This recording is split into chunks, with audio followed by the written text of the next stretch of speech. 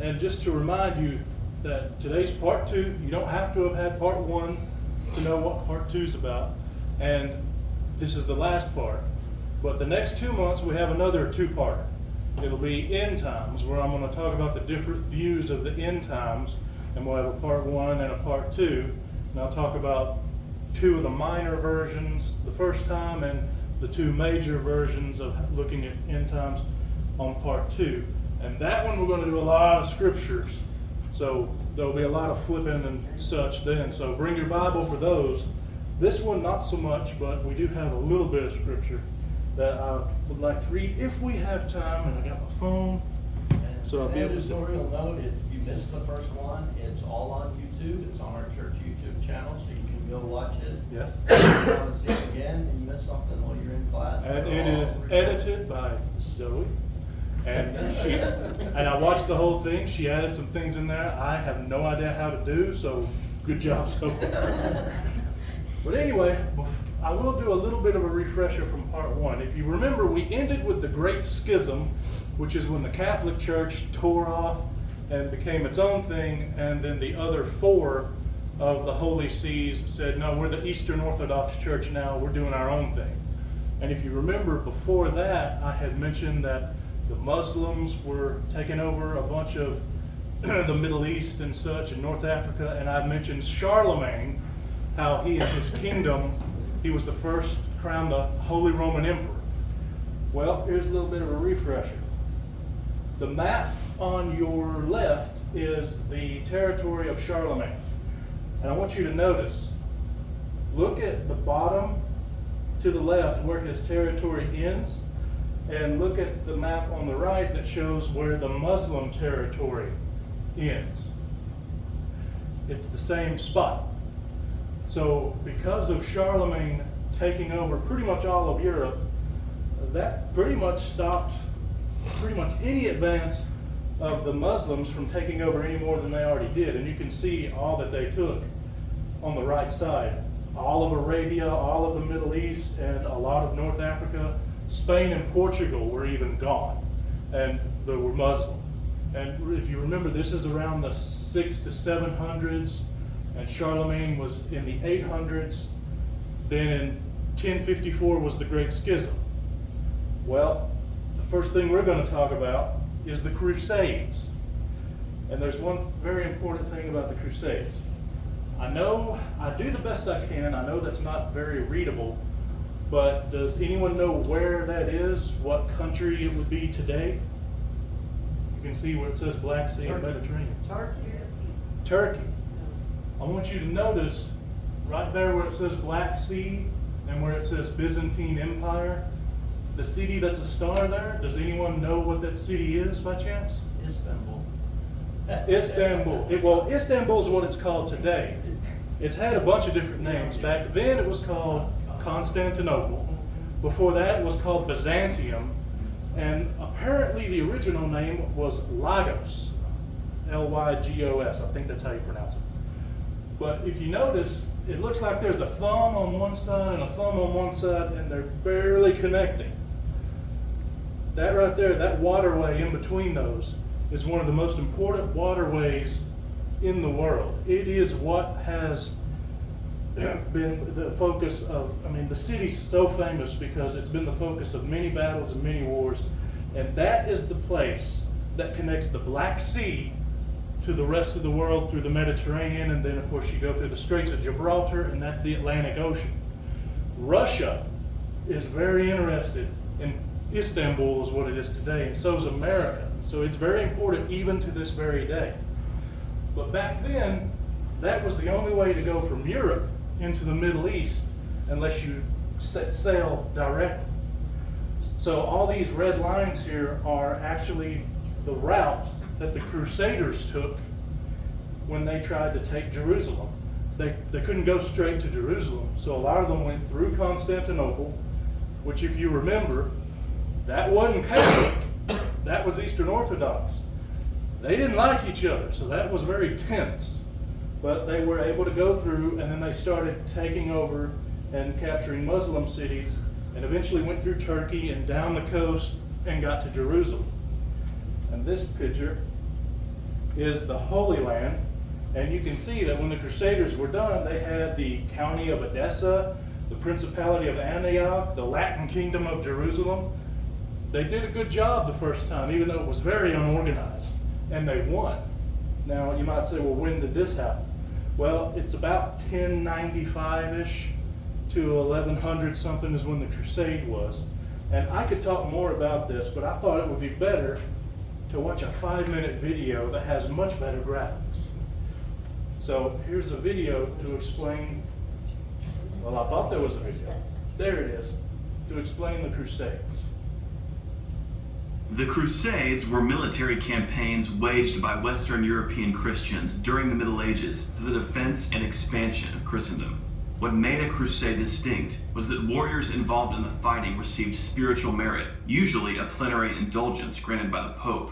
A crusade was considered by Western European Christians to be a holy act, an act of sacrifice and piety for the love of Christ. 4 centuries before the beginning of the Crusades, the first Muslim armies swept out of Arabia to conquer Palestine, Syria, Mesopotamia, Egypt, North Africa, and Spain, some 2/3 of the Christian world. Between the 7th and 11th centuries, Christians fought wars against Muslims to prevent them from making further conquests into Christian territory, or to reconquer what had already been captured. In Spain, Christian kingdoms waged wars to recapture.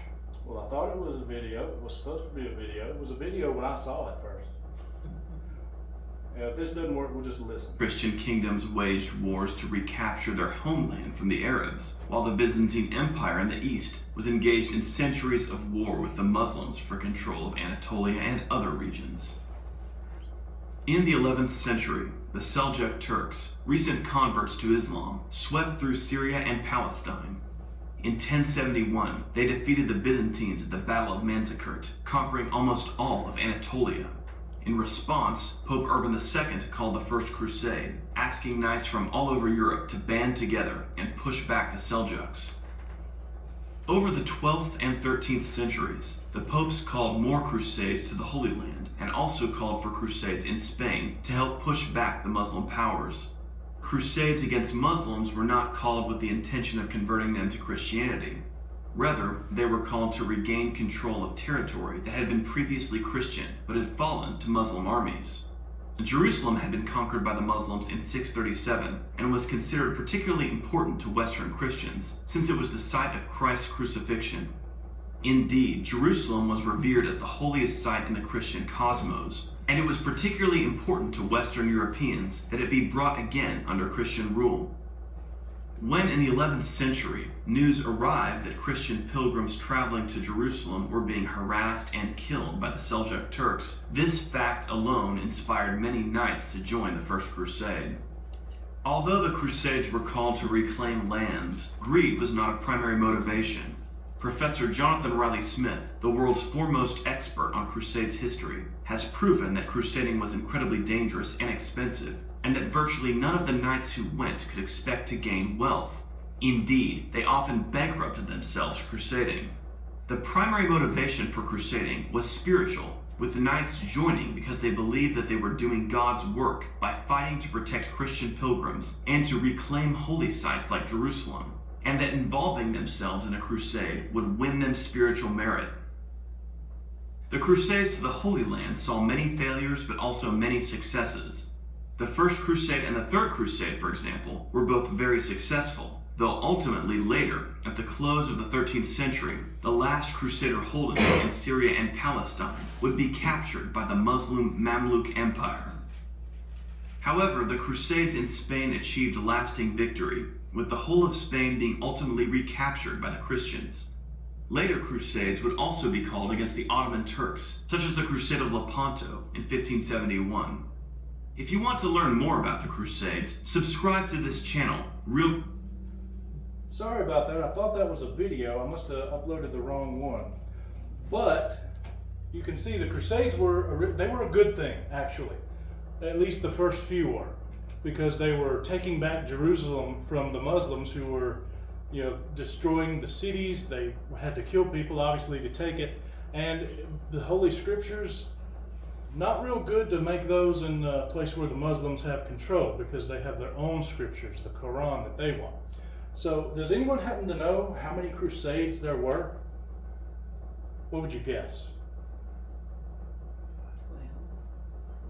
12, you said? I say 12. Number 27, Pope Urban II The called Crusades all were Christians to military- fight in a holy war against the Muslims. There we go. Boy, they really wanted to tell you about the holy war with the Muslims, didn't they? Okay, there were 9. There were 9 crusades, and believe it or not, Christopher Columbus was actually trying to get some money for another crusade. So they kept trying, and of course we know now what ended up happening in the Middle East.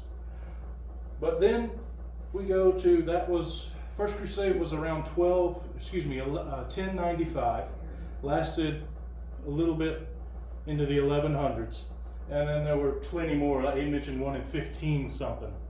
There were a whole bunch of crusades. So there's so much history there. If you want to look it up, you can do it yourself. But we're going to move to 1215. Now, I know you may not know what it is, but how many of you have heard of the Magna Carta? Yeah, pretty much all of you have. Yeah, even you have heard of that one. Okay. Well, what it is it was it was in Britain, and it was a piece of paper that granted the church had its freedom from the state, and that the king had limited power.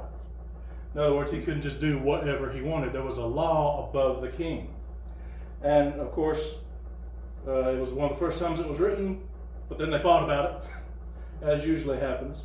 And by this time, in 1215, something had changed a few hundred years earlier. If you remember, when we talk about ancient history, the king was usually a representative of God, or the gods, whatever religion. Well, that by this time had changed to where the king is just the head of the government and the people.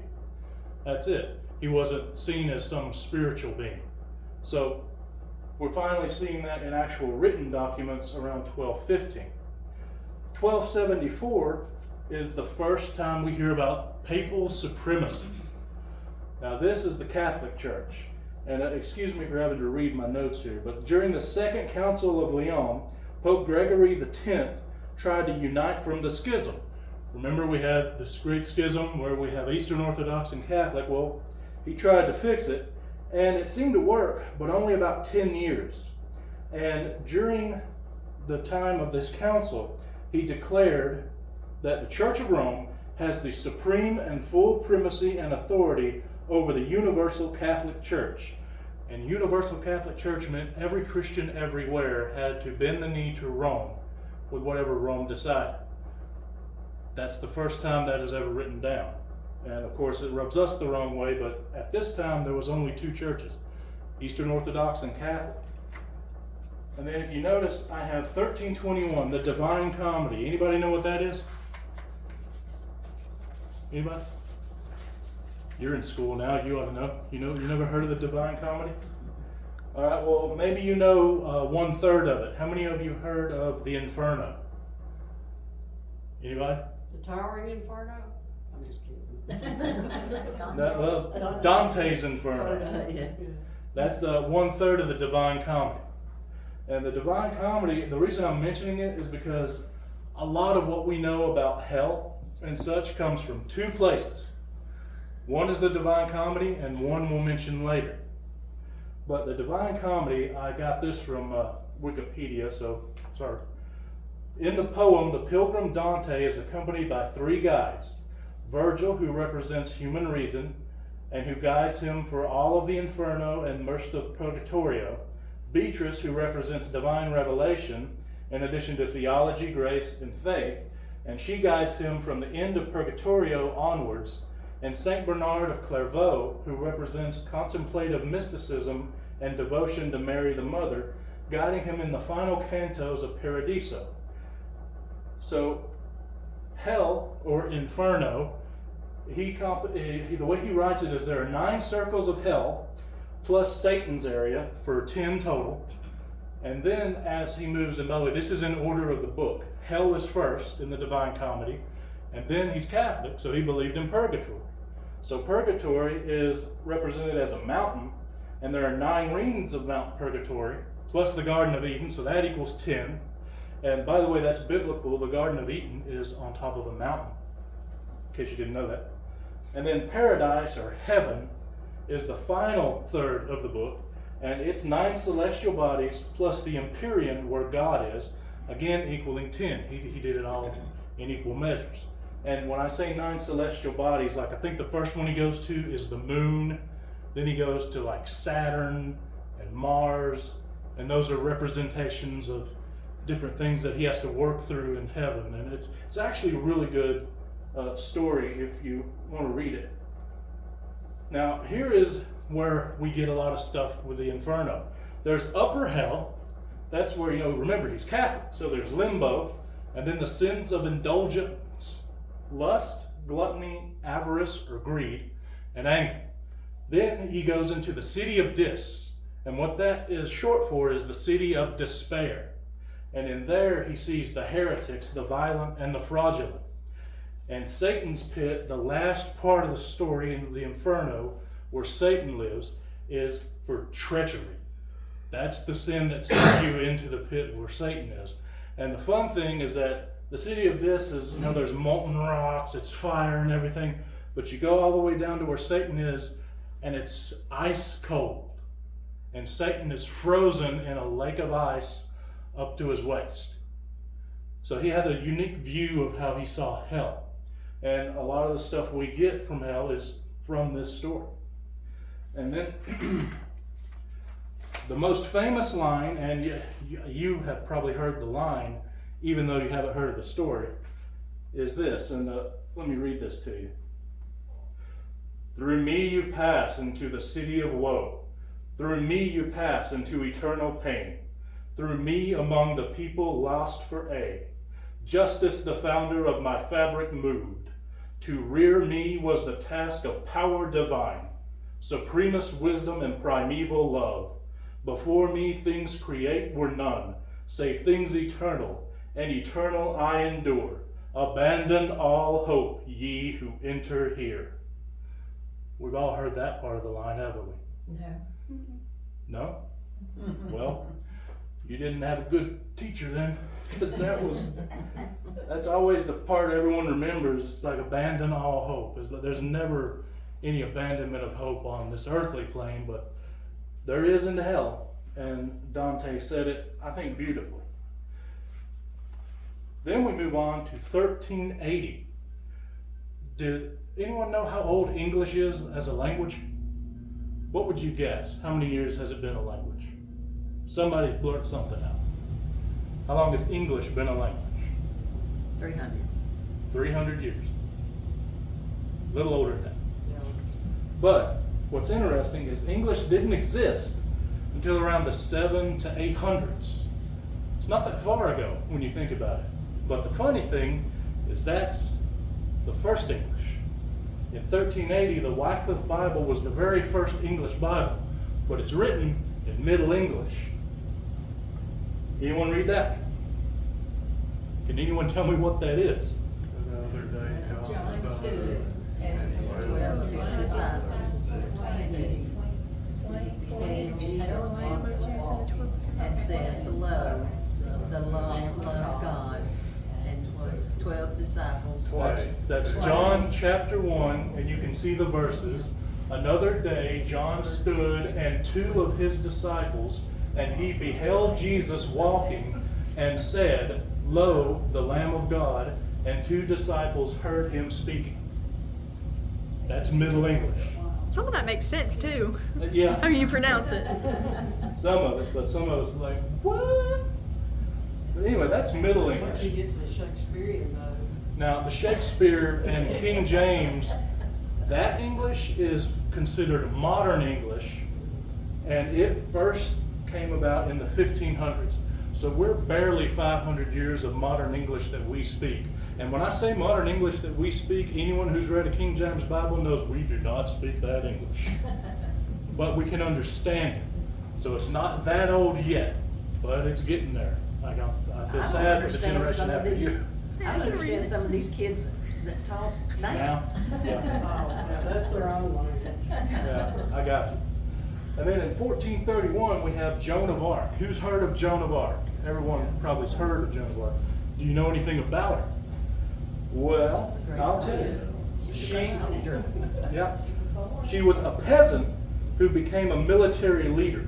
She led the French army in 1429 to defeat a British invasions of Orleans.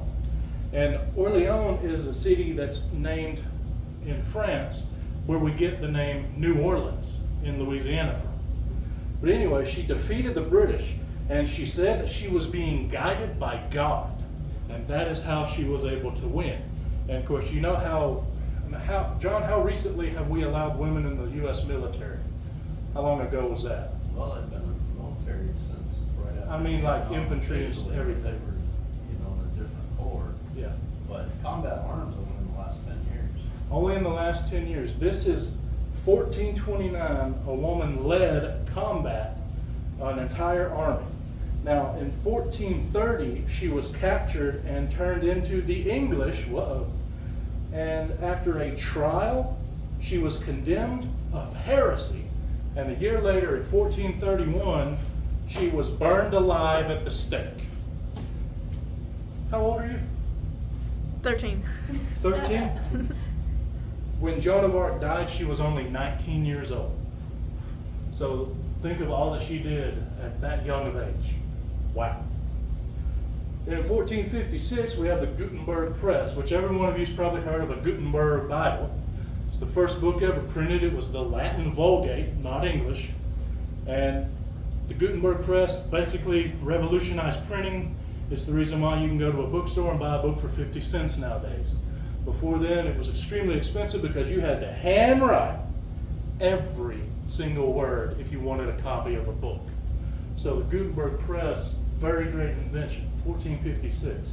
How many of you have heard of the Spanish Inquisition? Everyone here's heard of that? Well, the Spanish Inquisition was meant first to root out heresy in Spain, but then later it included ordering Jews and Muslims to convert, leave, or die. They didn't like that.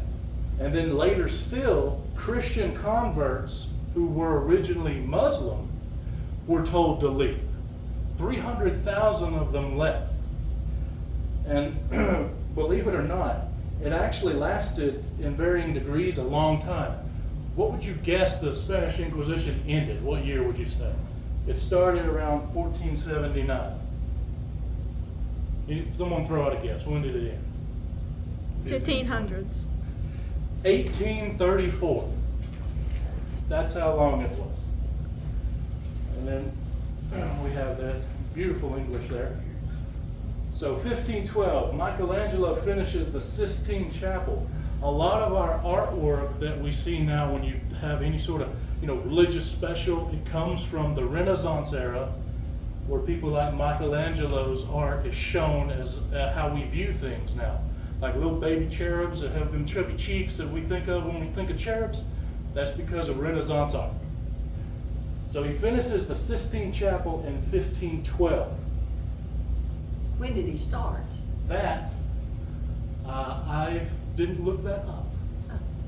But I think it took him like 10 or 20 years. Did he have to lay on his back? Yes, he had to lay on his back. Hey. That was the only way he did it. Yeah. So I'm going to take a wild guess. That's too blurry for any of you to see any of that. But about midway is a very famous picture that you all have seen. Yeah. That's in the Sistine Chapel on the ceiling, painted by Michelangelo. Very famous painting. And then in 1516, we have Erasmus publishes the first Greek New Testament. And this is one where we'll spend a little time on because it's very influential. So first off, let me get through Michelangelo here. Whoop, wrong way.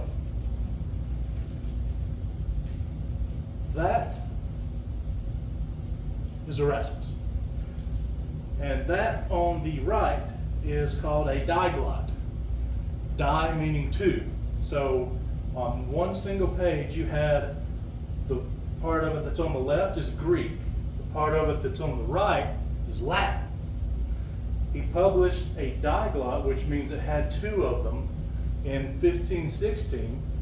And the funny story about that is he and his printer were working on this.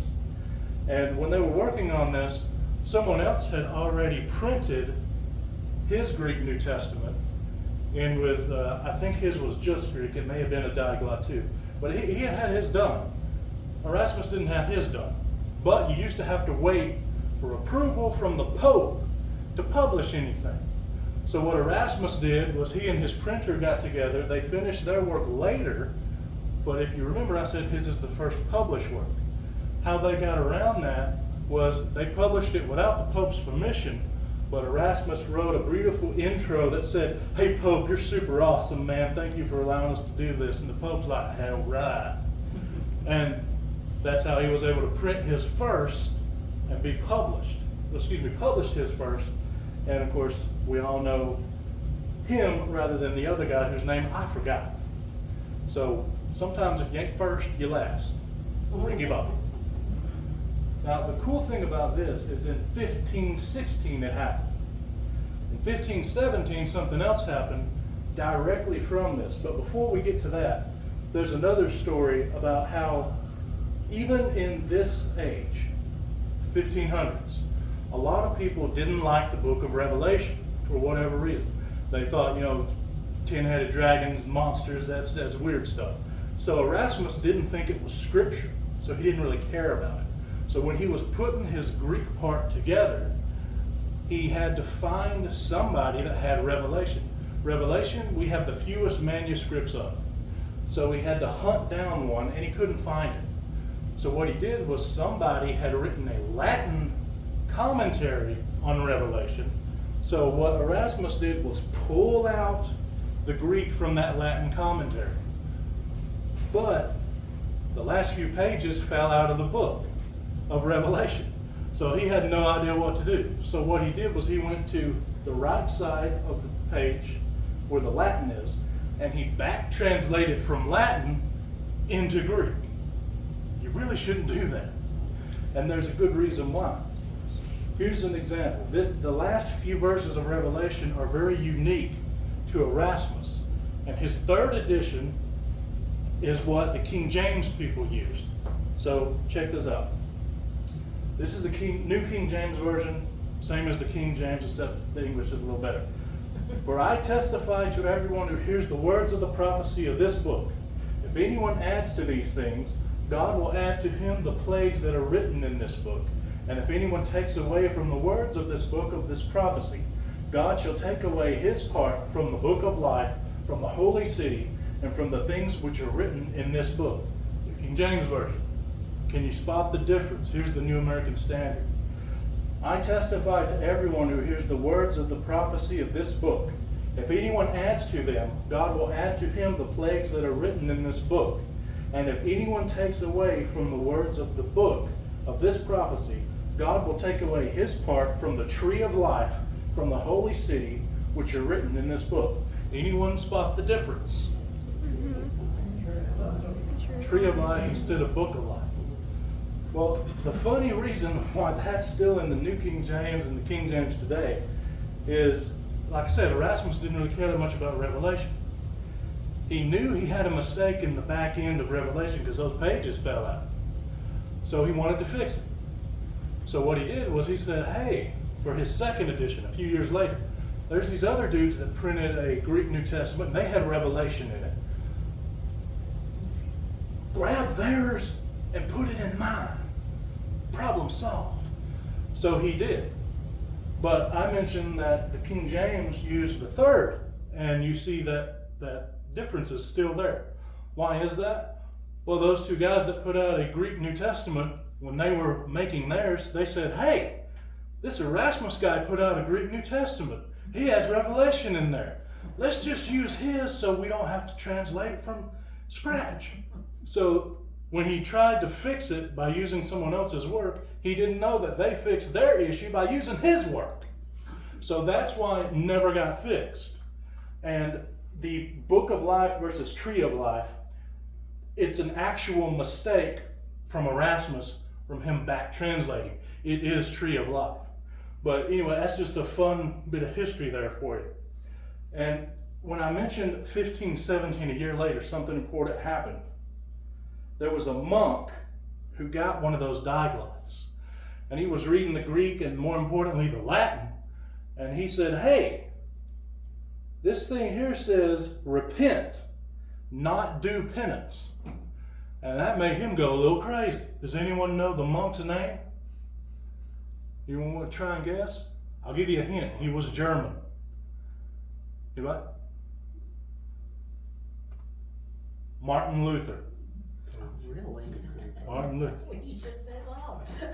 Well, you're being all quiet over there. I We was can't saying hear it you. where she could say it and get permission, but she didn't. Created for Well, it, yeah. She got. He was trying to tell her the answer, but she was Her hearing aid was turned down. Hey, it happened. But My anyway, mama told me not to cheat. a year later, 1517, Martin Luther She'd have said, reads that in the book and starts questioning the Catholic Church. And you all know the story he did on the book, and he did his 95 Theses on the door of the church in Germany, and basically created the Protestant Reformation. We're here because of Martin Luther, and Martin Luther wrote those theses because of Erasmus' New Testament.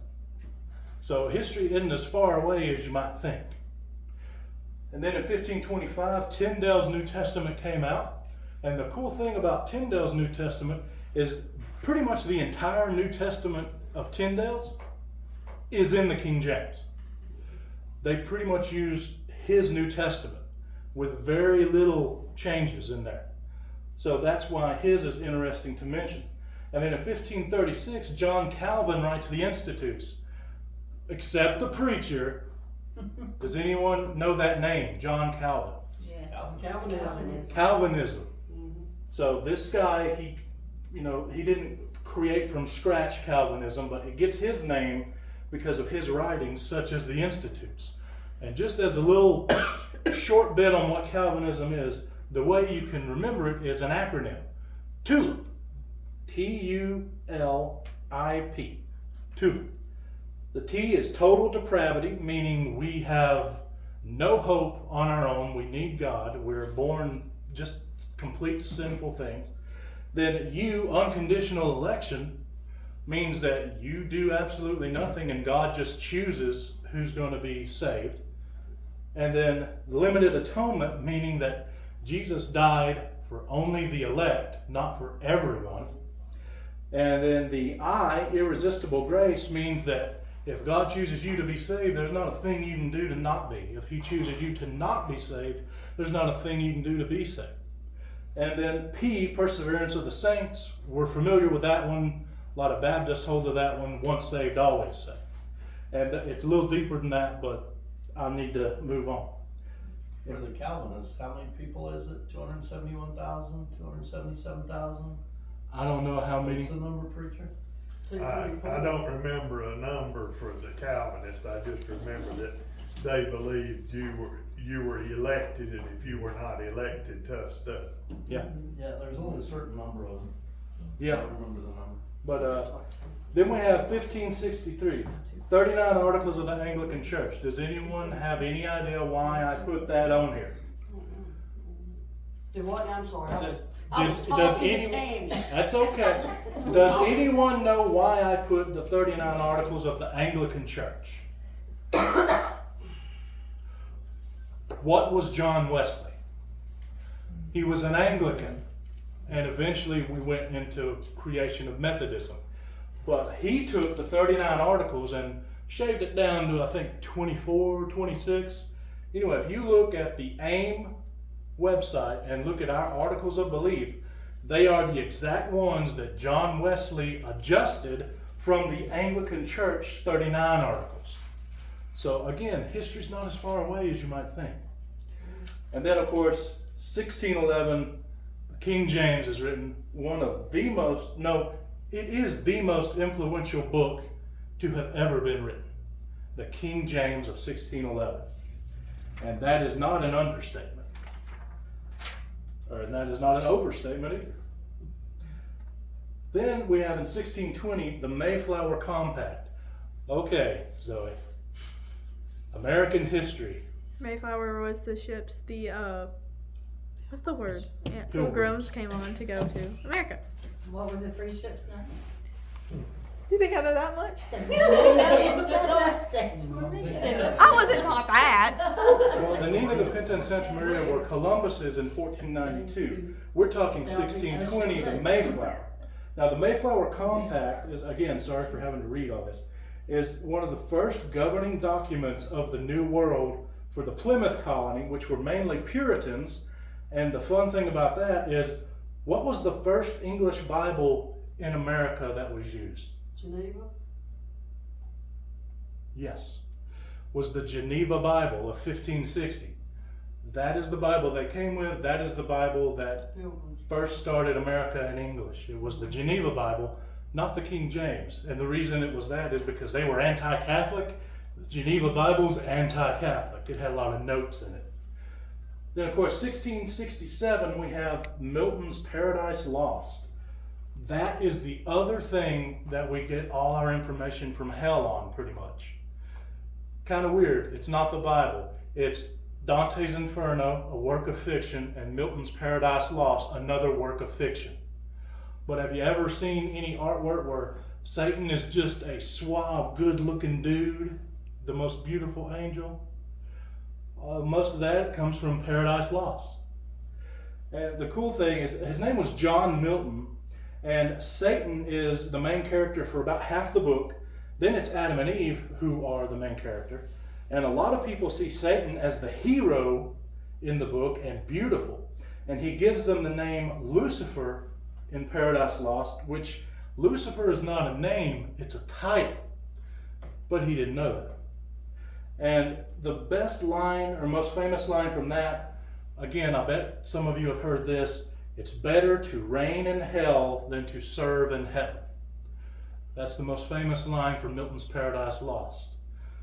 And that, again, very influential. And of course, we get to something we're all familiar with.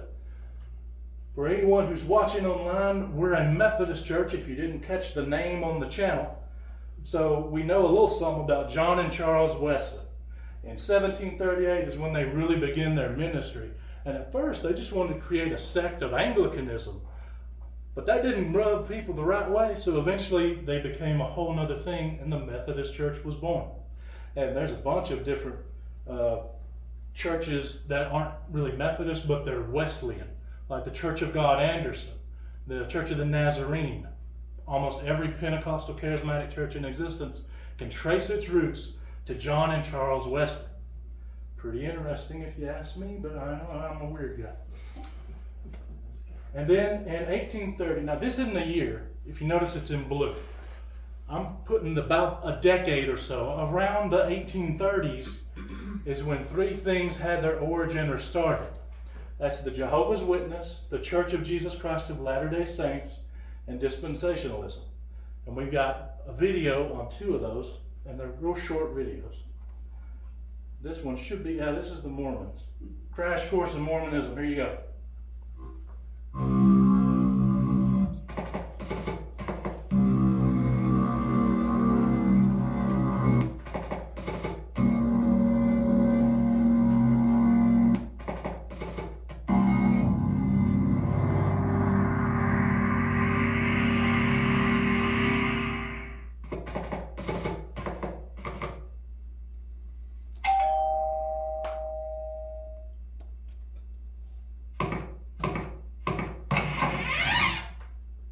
Hi. Hello? We're representatives of the Church of Jesus Christ of Latter-day Saints. Mormons. Our prophets have sent us to deliver a message given from God. Prophets? Message? Yes, we're here to tell you that God appeared to the prophet Joseph Smith in 1820, and he chose Joseph to restore the truth. He did. Yes, God told him Christianity had become completely corrupt. So, you guys aren't Christians then? Oh heavens, yes, we're Christians. After all, the name of our religion is the Church of Jesus Christ of Latter-day Saints. But you just said Christianity was all wrong. It is, but because of Joseph Smith, we know ours is the only true church on the earth.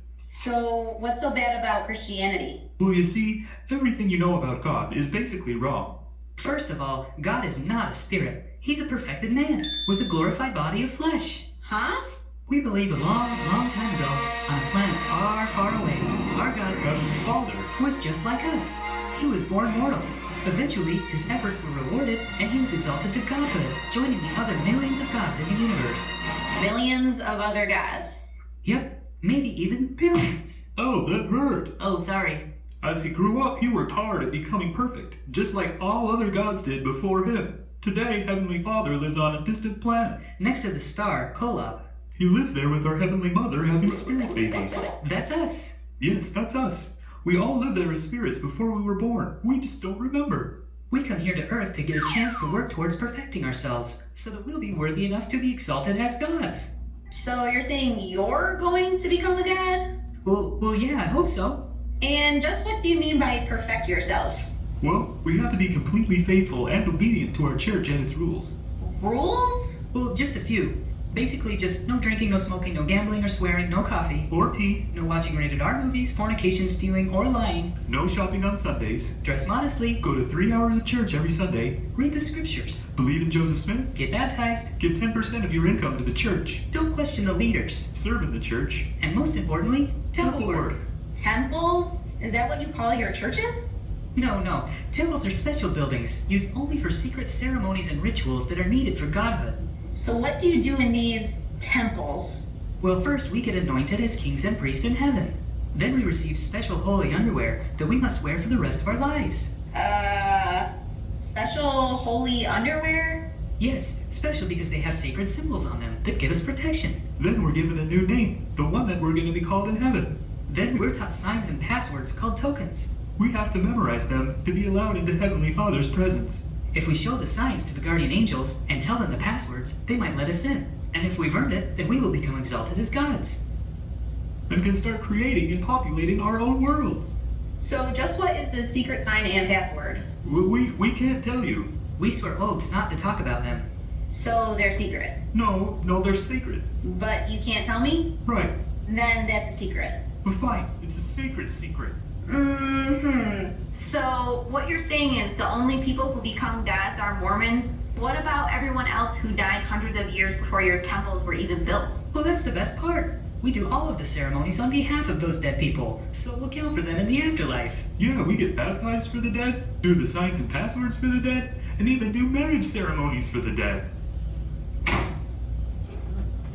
Did I say something wrong? So that's what they believe. And then, if this Well, part of it. yeah, part of it. This is Jehovah's Witnesses. This is less than 2 minutes. Jehovah's Witnesses have their origin in the teachings of Charles Taze Russell, who started a Bible study group that was heavily influenced by Adventist teaching. From this came the Bible Students Movement, and Russell started a publishing company. The movement would splinter, and one part of it under President Joseph Rutherford took the name of Jehovah's Witnesses. The Watchtower Bible and Tract Society set the doctrine of the group, especially through Watchtower magazine. Still today, doctrines are established by its governing body. These doctrines include rejection of the Trinity. Jesus is not God, and the Holy Spirit is just God's active force and not a person. They teach that Christ invisibly returned in 1914 and established his kingdom in heaven. Jesus died on a torture stake and not a cross. God the Father has a spirit body and is not present everywhere, but only in one place at a time.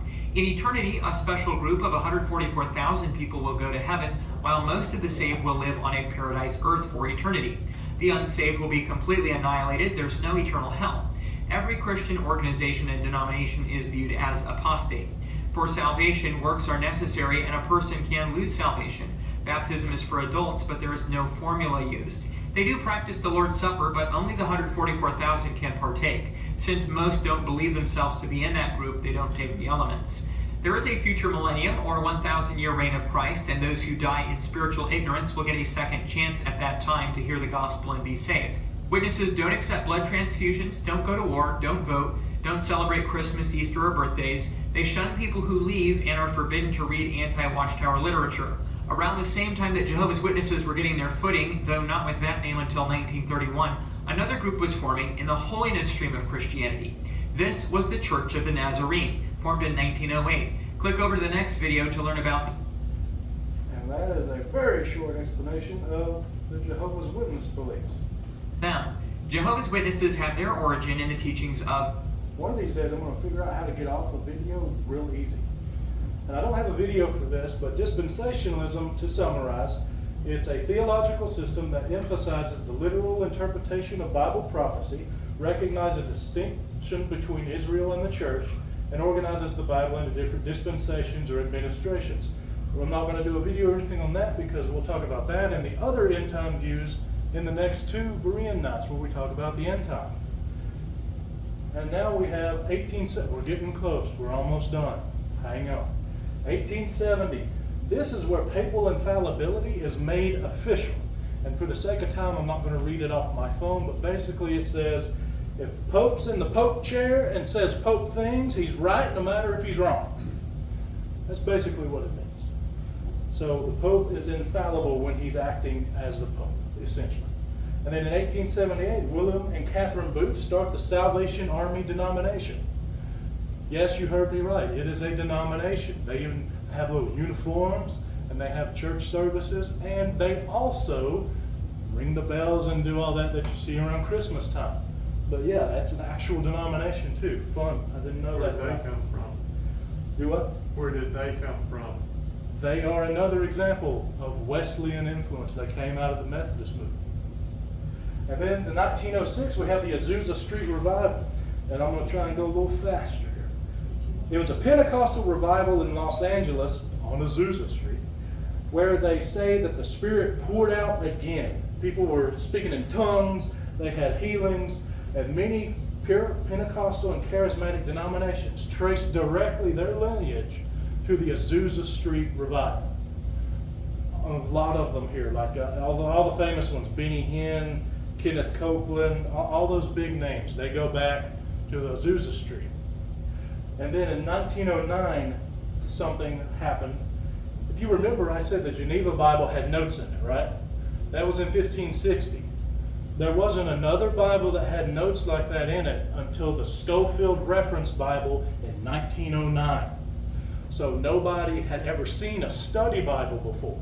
And it's like a normal study Bible. You have the references in between the 2 pages of Scripture, and at the bottom it had all his notes in it. And that was amazing to people because it had been hundreds of years before they had seen that before. So it just set on fire the reference Bible of Schofield. And it's the first study Bible since the Geneva Bible, 1560. And it almost single-handedly made famous dispensationalism, gap theory, and young earth creationism. It was the Bible that was used and started Dallas Theological Seminary, Moody Bible Institute, and the Philadelphia College of the Bible. So the King James is the most influential book that there has ever been. And for American Christianity, about the second or third book under that is the Schofield Reference Bible. It was just amazing. No one had ever seen it before because it was a study Bible. And everyone was like, wow, I understand things now. You know how you feel when you first read a study Bible. So imagine if it hadn't existed to you until the Schofield. It was amazing, just sold millions of copies. You can even buy it today. If you go into Books A Million, you can buy a new one, or they say there's the old one, volume 1, and there's like the old one, volume 2, the old one, volume. There's so many different kinds of Schofield Bibles. The next thing we have, by the way, you know how I said that the Schofield Reference Bible really helped to spread dispensationalism? And if you notice that the Jehovah's Witness said that Jesus came back in 1914, anyone want to know what helped to spread both of those in 1914? You're in school, you ought to know world history. Come on now. I wasn't taught anything about that. You don't know what happened in 1914? Oh. World War I. So if you're, if you're a dispensationalist and you're like, the world's going to get worse, and the great war to end all wars happens, I'd say things got worse, wouldn't you? And if you're a Jehovah's Witness saying the world's going to come to an end soon, and the great war to end all wars happens, that's probably what you're thinking. So World War I it changed a lot. And here's a map. This is World War I before the war. look at where Germany is. We have Russia and Italy, France. Those are names you know. Then we have Austria-Hungary. It's the biggest piece in the middle. Romania, Serbia, Bulgaria, and the Ottoman Empire. And then, of course, after, it's now the Middle European Federation. Germany, remember, was beaten. And then they carved it up to Slovakia, Hungary, Yugoslavia, and even now the map's changed since then. But I want you to notice at the bottom right, what does that say? Turkey. Turkey. The bottom right, the country, it says Turkey. What does it say here? Ottoman Empire. The Ottoman Empire. If you remember, see, I'm telling you now, history will come up and bite you if you don't remember. When we talked about the Crusades, they went through Constantinople into the Muslim territory. That Muslim territory that they defeated eventually became different states. And in 1299, one of those states said, hey, we're going to take over. That state was the Ottoman state. And in 1299 is when the Ottoman Empire was born. And history, I said, it's not as far away as we think. The Ottoman Empire lasted from 1299 to World War I. History is not that far away from it. And here is the Ottoman Empire at its greatest power in 1683. So as you can see, they had a lot of land. And this next map should be, yep, these are some reasons for the war. The power vacuum from the Ottoman Empire's decline, if you notice when I showed you that map, it said 1683. By 1914, they had basically just had Turkey, Israel, and a little bit of Saudi Arabia is pretty much all they had. And that left a power vacuum.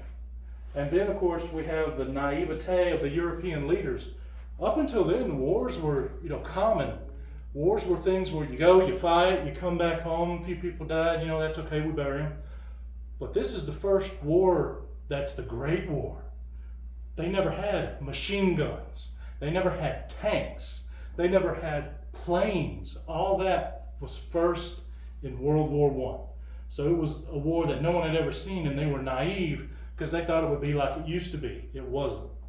And then, of course, the assassination of Archduke Franz Ferdinand of Austria is one of the singular events that people say that was the linchpin that made the war happen. And the funny thing about the Archduke is, let me tell you about the Ottoman Empire's decline. Otto von Bismarck was the Chancellor of Germany, and he unified it in the late 1800s. And then from there, they got a little big for their britches. And it was Germany that pretty much caused World War I and World War II. And if not for the bad ending of World War I, we probably wouldn't have had World War II. But it ended poorly, so we had a second one. And then the assassination of Archduke Franz Ferdinand was by Serbian nationalists on June 28, 1914. And it's kind of funny. As the Archduke him and his wife was in a car, they had them back then, and they were cruising around, and Archduke, or his wife, I forget which one it was, said, hey, let's turn down here instead. I want to see that. That looks pretty. So they turned down and changed course. Well, the Serbian nationalists who were going to assassinate them, they were on the proper course. And well, hey, where'd they go? Dang. And they went and go to a sandwich shop, got himself a sandwich, and wouldn't you know who comes cruising down the sandwich shop street but the Archduke Franz Ferdinand. So what the guy was able to do, the nationalist, was finish his sandwich, set his stuff down, walk right up to them, and shot them dead. And that is how the Archduke was assassinated. And of course that was the last straw and started the war. And this next slide is the last slide. Yes, we're almost done. I know you're probably itching to go. These are names you should all be familiar with. In 1931, C.S. Lewis is saved. He becomes a Christian with the help of J.R.R. Tolkien. And that is important because of the different things that Lewis wrote. The Screwtape Letters, Mere Christianity. He was a great thinker. All those you should go home and look up and read because they're amazing. He is the one that come up with the only options for Jesus are he's a liar, he's a lunatic, or he's Lord. And that's very famous. Well, that was C.S. Lewis that thought of that. 1936, Tolkien is the one that publishes The Hobbit. Very influential. And you'll notice if you were to read The Hobbit, there are Christian themes that he put in there because he is a Christian. And that had never really been done before. It was either you wrote Christian or you wrote something that wasn't. But this had a lot of Christian themes in it, but it wasn't straight up Christian. And in 1938, C.S. Lewis wrote his Space Trilogy, which is a Christianized view of a lot of different things. And it's 3 books, and it is adult, so it's not meant for children. But one of the books I haven't actually got to read them myself, but one of the books called Paralandria, apparently it's amazing, and it's a real deep dive into the heart of Christian thought and how we look at the world, and it's through the lens of fiction, so it doesn't hit hard in the face, in other words. And then, of course, from 1938 to 45, World War II starts with the German annexing of Austria and ends with Fat Man and Little Boy. And then in 1949, C.S. Lewis writes The Chronicles of Narnia, which all of you probably know. They were made into movies. And I know a youth pastor at Hartselle First used to have a big poster because churches would show it, because it was the Space Trilogy, but for children. It was Christianized fantasy to teach the lessons of Jesus and such through a non-threatening way that the children could understand. And that is where we'll end it, because most of the people in this room were born shortly after 1950, or some, like Brother Kyle, lived through it. So I think those are all in our minds, and that is where we're going to end with the history here. Church history, some of it was world history, but it all comes together. And thanks for coming.